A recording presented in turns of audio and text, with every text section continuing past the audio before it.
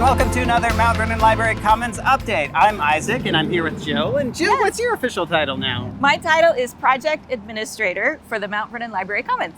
And we're here today to talk about the many hopes and dreams of this structure and the many goals we're accomplishing for the city. We were able to combine so many public uses into the structures. What means the most to me is that it's a place of learning, and anyone can walk in to the structure and learn about something. And I think that's a community value, and it's been really shown that communities that learn and keep moving forward are resilient, and they create an economy for the future. We have a $53 million project, so that means that there's many workers making good money on the project. There's materials that are purchased for this and sales tax generated, and so that's really great for building and construction.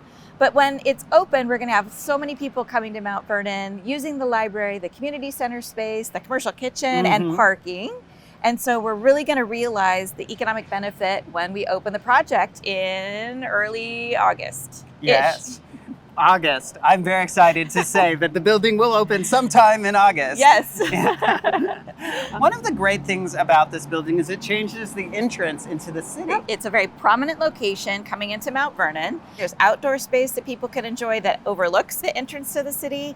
We're going to have street trees. There's signage and beautiful architectural design that really welcome people in. And I think people will wonder, ooh, what is that building? And they'll see Commons on it. And I hope that they stop in and enjoy the building. I'm so proud that our community embraced the environmental architecture that we have. It's one of the first passive house buildings in the state of Washington that was publicly bid. People know that the concrete has global warming potential reduction worked into the concrete. Our solar array is amazing, and it powers about 22% of the building.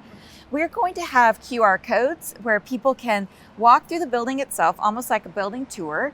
They can scan the code and learn about that particular feature and why the city chose, and the designers really, HKP Architects, chose to incorporate that into the design and the benefit to them as a community member from what we did.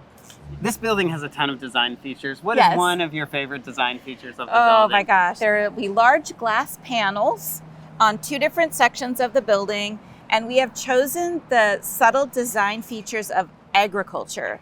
And so on the glass panels, you're going to see wheat fields as a design feature.